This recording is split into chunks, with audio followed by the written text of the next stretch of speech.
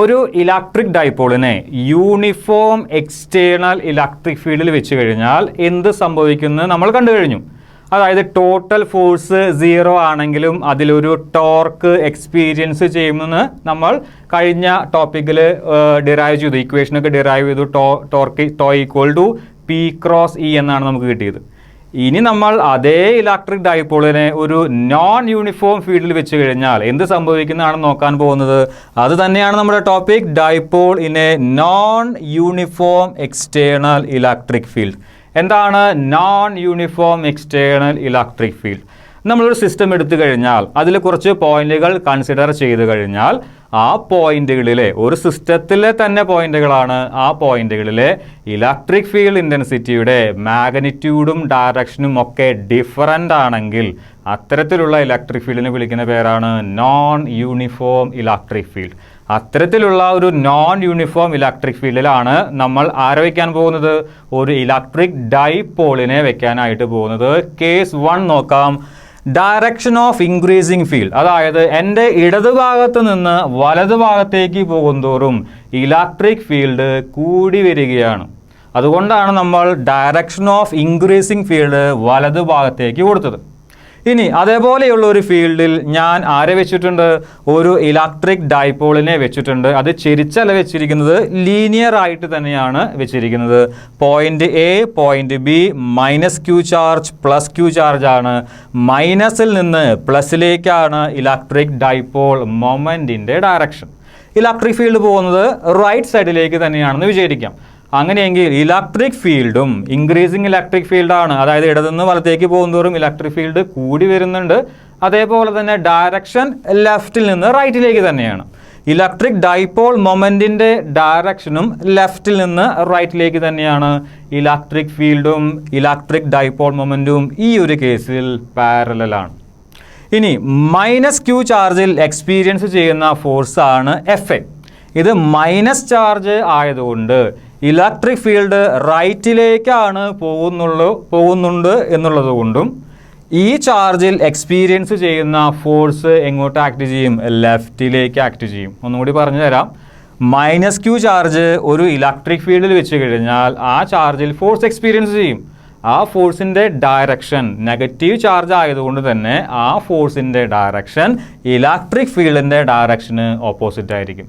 Electric field റൈറ്റിലേക്കാണ് പോകുന്നത് പറഞ്ഞു. അങ്ങനെയെങ്കിൽ മൈനസ് ക്യൂ ചാർജിൽ ആക്ട് ചെയ്യുന്ന ഫോഴ്സിൻ്റെ ഡയറക്ഷൻ ലെഫ്റ്റിലേക്കായിരിക്കും. അതേപോലെ തന്നെ എ എന്ന് പറയുന്ന പോയിന്റിൽ എക്സ്പീരിയൻസ് ചെയ്യുന്ന ഇലക്ട്രിക് ഫീൽഡ് ഇൻറ്റൻസിറ്റിയുടെ മാഗ്നിറ്റ്യൂഡ് കുറവാണ്.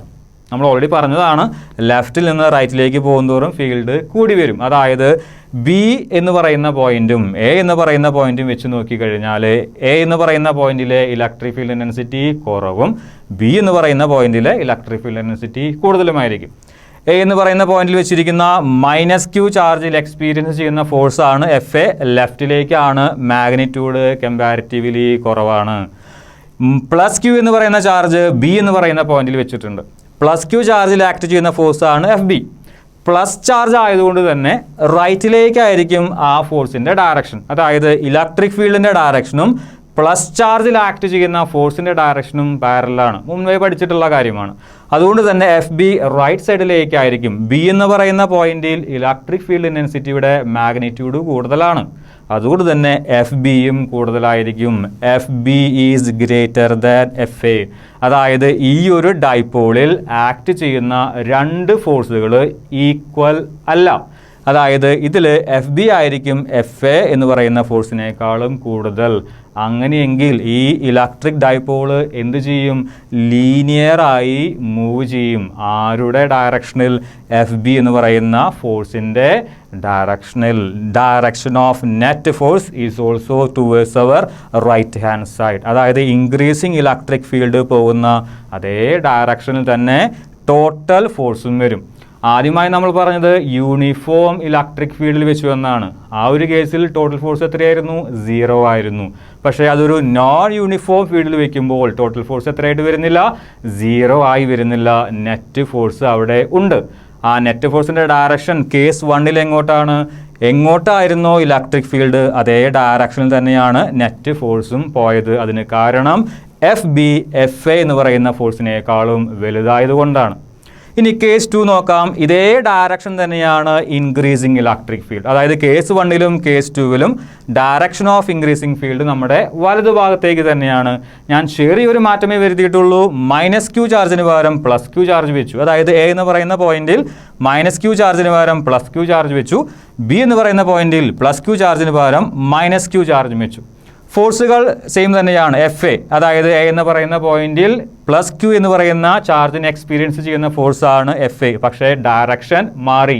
കാരണം ഇത് പോസിറ്റീവ് ചാർജാണ്. പോസിറ്റീവ് ചാർജിൽ ആക്ട് ചെയ്യുന്ന ഫോഴ്സ് ഇലക്ട്രിക് ഫീൽഡിൻ്റെ അതേ ഡയറക്ഷനിൽ ആയിരിക്കും. അതായത് എഫ് എ പോകുന്നത് റൈറ്റ് സൈഡിലേക്കാണ്. ഇനി ബി എന്ന് പറയുന്ന പോയിന്റിൽ ആരെ വെച്ചിട്ടുണ്ട്? -q ചാർജിനെ വെച്ചിട്ടുണ്ട്. അതിൽ ആക്ട് ചെയ്യുന്ന ഫോഴ്സാണ് എഫ് ബി. മൈനസ് ചാർജ് ആയതുകൊണ്ട് തന്നെ ആ -q ചാർജിൽ ആക്ട് ചെയ്യുന്ന ഫോഴ്സ് ഇലക്ട്രിക് ഫീൽഡിന് ഓപ്പോസിറ്റ് ഡയറക്ഷനിൽ ആയിരിക്കും. അതായത് എഫ് ബി പോവുക നമ്മുടെ ലെഫ്റ്റ് സൈഡിലേക്ക് ആയിരിക്കും. ഇവിടെയും നിങ്ങൾ ശ്രദ്ധിക്കേണ്ട ഒരു കാര്യമുണ്ട്. പോയിന്റ് ബിയിലാണ് ഇലക്ട്രിക് ഫീൽഡ് ഇൻറ്റൻസിറ്റി കൂടുതൽ. അതായത് മാഗ്നിറ്റ്യൂഡ് പരിശോധിക്കുകയാണെങ്കിൽ എഫ് ബി ആയിരിക്കും എഫ് എ എന്ന് പറയുന്ന ഫോഴ്സിനേക്കാളും കൂടുതൽ. ഈ കേസിലും F B is greater than F A ആണ്. എഫ് ബി എങ്ങോട്ടാണ് പോകുന്നത്? ലെഫ്റ്റിലേക്കാണ് പോകുന്നത്. അതുകൊണ്ട് തന്നെ നെറ്റ് ഫോഴ്സും എങ്ങോട്ടാണ് ആക്ട് ചെയ്യുക? ലെഫ്റ്റ് സൈഡിലേക്കാണ് ആക്ട് ചെയ്യുക. കേസ് 2വിൽ ഇലക്ട്രിക് ഡൈപോള് ലെഫ്റ്റ് സൈഡിലേക്കായിരിക്കും മൂവ് ചെയ്യുക. ശ്രദ്ധിക്കേണ്ട കാര്യം, റൈറ്റ് സൈഡിലേക്കായിരുന്നു ആര് പോയിക്കൊണ്ടിരുന്നത്? ഇലക്ട്രിക് ഫീൽഡ് ഇൻറ്റൻസിറ്റി പോയിക്കൊണ്ടിരുന്നത്. ഈ ഒരു കേസിൽ ലെഫ്റ്റിലേക്കാണ് ഇലക്ട്രിക് ഡൈപോൾ മൊമെൻറ്റ് പോകുന്നത്. അതായത് മൈനസ് ചാർജിൽ നിന്ന് പ്ലസ് ചാർജിലേക്ക്. ഇലക്ട്രിക് ഡൈപോൾ മൊമെൻറ്റും ഇലക്ട്രിക് ഫീൽഡും ഈ കേസിൽ എങ്ങനെയാണ്? ആൻറ്റി പാരലൽ ആണ്. ഇവിടെ ഒരു നെറ്റ് ഫോഴ്സ് വരുന്നുണ്ട്. അത് എങ്ങോട്ടാണ് ഡയറക്ഷൻ?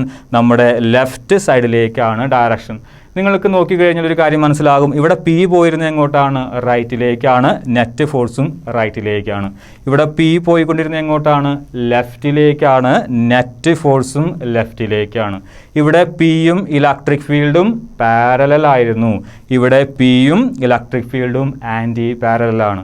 അതായത് പിയും ഇലക്ട്രിക് ഫീൽഡും പാരലലോ അല്ലെങ്കിൽ ആൻറ്റി പാരലലോ ആണെങ്കിൽ അവിടെ ഒരു നെറ്റ് ഫോഴ്സ് ഉണ്ടായിരിക്കും. ഇതാണ് കേസ് 1ൽ നിന്നും കേസ് 2വിൽ നിന്നും നമുക്ക് മനസ്സിലാക്കാനായിട്ടുള്ള ഒരു കാര്യം. ഡൈപോളിന് നോൺ യൂണിഫോം എക്സ്റ്റേണൽ ഇലക്ട്രിക് ഫീൽഡിൽ നമ്മൾ കേസ് 1 പറഞ്ഞു, കേസ് 2 പറഞ്ഞു. കേസ് 1 എന്തായിരുന്നു? ഇലക്ട്രിക് ഡൈപോൾ മൊമെൻറ്റും ഇലക്ട്രിക് ഫീൽഡ് ഇൻറ്റൻസിറ്റിയും പാരലൽ ആയിരുന്നു. കേസ് 2 എന്തായിരുന്നു?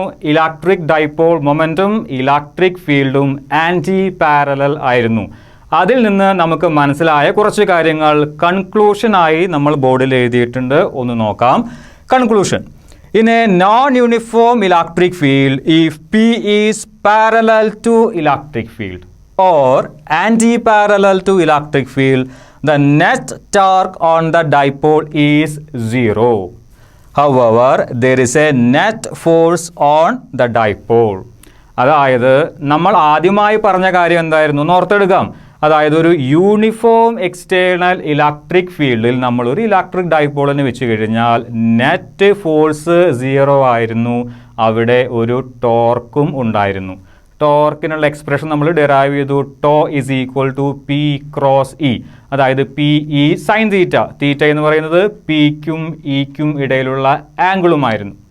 രണ്ടാമത്തെ ടോപ്പിക് ഇതാണ്. ഇലക്ട്രിക് ഡൈപോളിനെ non uniform external electric field, അതായത് യൂണിഫോം അല്ലാത്ത ഒരു ഇലക്ട്രിക് ഫീൽഡ് നമ്മൾ എടുത്ത് അതിൽ രണ്ട് കേസുകൾ. ഒന്ന് പി, അതായത് ഇലക്ട്രിക് ഡൈപോൾ മൊമെൻറ്റ്. രണ്ടാമത്തെ ഇ, ഇലക്ട്രിക് ഫീൽഡ്. രണ്ടും പാരലൽ ആണെങ്കിൽ അവിടെ നെറ്റ് ഫോഴ്സ് ഒരിക്കലും 0 ആവുകയില്ല. അതേപോലെ തന്നെ ടോർക്കും അവിടെ ഉണ്ടാവുകയില്ല.